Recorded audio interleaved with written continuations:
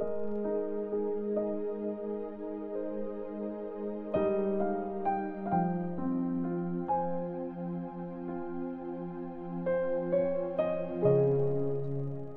chapter 20.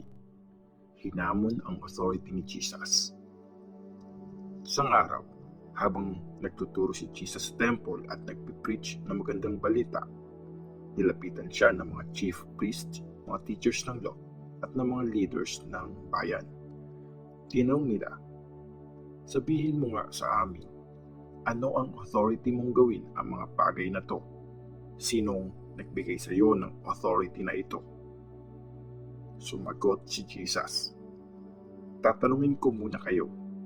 Sabihin niyo sa akin, kanino galing ang authority ni John na magbaptize? Sa Diyos ba o sa tao?" Kaya nag-usap-usap sila. Kung sasabihin natin sa Diyos, sasabihin naman niya sa atin, bakit di kayo naniwala sa Kanya? Pero kung sasabihin naman natin galing sa tao, babatuhin tayo ng lahat ng mga tao kasi naniniwala silang prophet si John. Kaya sumagot sila, "Di namin alam." Sinabi sa kanila ni Jesus, "So, hindi ko din sasabihin sa inyo kung sino nagbigay sa akin ng authority na gawin ang mga bagay na to." Ang parable tungkol sa mga nagre-rent sa ubasan. Pagkatapos, kinuwento ni Jesus sa mga tao ang parable na ito. May isang taong nagtanim ng ubas sa bukid niya. Pinarent niya ito sa ibang tao at nag-abroad siya ng mahabang panahon.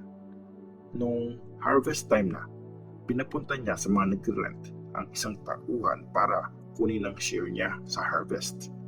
Pero binugbog ng mga nagre-rent ang tauhan at pinauwing walang dala. Nagpadala ulit siya ng isa pang tauhan at binugbog din ito, pinahiya at pinauwing walang dala. Nagpadala pa siya ng pangatlong tauhan pero sinaktan din ito at tinaboy. Naisip ng may-ari ng ubasan, ano kayang gagawin ko? Alam ko na, ipapadala ko ang mahal kong anak. Siguradong rerespetuhin siya. Pero nang makita ng mga nagre-rent ang anak, nag-usap-usap sila at sinabi, "Ito ang tagapagmana. Patayin natin siya para mapunto sa atin ang mamanahin niya." Tinapon nila ang anak ng may-ari sa labas ng ubasan at pinatay. At tinanong ni Jesus, ano kaya ang gagawin sa kanila na may-ari ng ubasan? Pupunta siya doon at papatayin sila at ipaparent niya sa iba ang ubasan. Pagkarinig nito, sinabi ng mga tao, "Huwag sanang mangyari to." Tinignan sila ni Jesus at tinanong, "Kung ganun, anong meaning ng nakasulat sa scripture? Ang batong ni-reject ng mga karpintero ang siyang naging pinakamahalagang bato sa lahat. Ang bumagsak sa batong ito ay mawawasak at ang mababagsakan nito ay matuturog ng pino." Ang tanong tungkol sa pagbabayad ng tax. Sinubukan ng mga teachers ng law at mga chief priest na arestuhin si Jesus doon mismo kasi nahalata nilang sila ang tinutukoy niya sa parable. Pero natakot sila sa mga tao. So, binantayan nilang mabuti si Jesus. Sinuhulan nila ang ilang tao para magkunwaring sincere at hanapan ng mali si Jesus para i-under siya sa kapangyarihan at authority ng Roman governor. Sinabi ng mga spy kay Jesus, "Teacher, alam po namin tama ang mga sinasabi at tinuturo nyo. Hindi kayo namimili ng tao at patas ang tingin nyo sa lahat. Tinuturo mo ng buong katotohanan kung ano ang kalooban ng Diyos. Sabihin niyo po, dapat po ba magbayad tayo ng tax sa emperor o hindi?" Alam ni Jesus ang masamang balak nila, kaya sinabi niya, "Ipakita niyo sa akin ang isang silver coin. Kaninong mukha at pangalan ang nandito?" "Sa emperor po," sagot nila. Sinabi ni Jesus, kung ganon, ibigay niyo sa kanya ang para sa kanya at ibigay niyo sa Diyos ang para sa Diyos. Hindi umubra ang paghahanap nila ng mali kay Jesus sa harap ng mga tao at dahil bumilib sila sa sagot niya, tumahimik na sila. Ang tanong tungkol sa muling pagkabuhay. May mga Sadducees na pumunta kay Jesus. Sila yung mga Jews na hindi naniniwalang mabubuhay ulit ang mga namatay. Tanong nila, Teacher, sabi ni Moses, pag namatay ang isang lalaki at wala silang anak ng asawa niya, dapat pakasalan ng kapatid na lalaki ang byuda para magkaroon ng mga anak. Ipapangalan dapat sa asawang namatay ang mga magiging anak nila. May 7 magkakapatid na lalaki.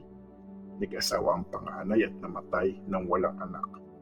Pinakasalan ng pangalawa ang byuda, pero namatay din ito ng walang anak.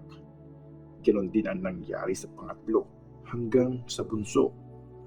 Namatay silang lahat ng walang anak. Sa huli, namatay ang babae. Ngayon, sa araw na muling bubuhayin ang mga patay, sino sa 7 ang magiging asawa ng babae kung pinakasalan siya ng lahat?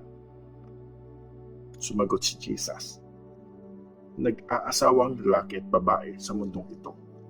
Pero yung mga lalaki at babaeng karapat dapat muling buhayin at makasama sa mundong darating ay hindi na mag-aasawa.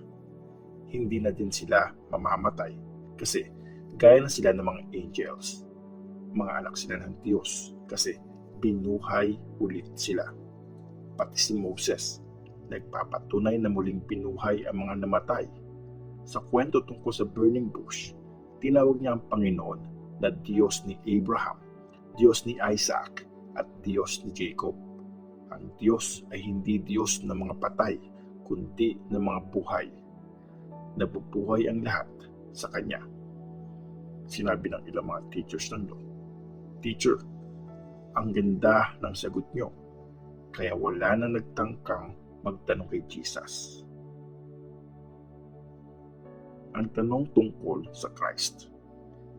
Tinanong sila ni Jesus, paano nasasabi ng mga tao na anak ni David ang Christ? Si David na din ang nagsabi sa Book of Psalms, sinabi ng Panginoon sa aking Panginoon, maupo ka sa kanan ko hanggang mapasuko ko sa iyo totally ang mga kaaway mo. Kung tinawag siya ni David na Panginoon, paano siya naging anak ni David? Nag-warning si Jesus tungkol sa mga teachers ng law. Habang nakikinig ang lahat kay Jesus, sinabi niya sa mga disciples niya, mag-ingat kayo sa mga teachers ng law na gustong pumarada, suot ang mahahabang robes. Tuwang-tuwa sila pag binabati sila ng mga tao sa palengke. Mahilig silang umupo sa mga upuan ng mga VIP sa synagogues at sa mga handaan. Kinugulangan at ninanakawan nila ang mga byuda. Mahahaba ang dasal nila para magpakitang tao, kaya tatanggap sila ng mas mabigat na parusa.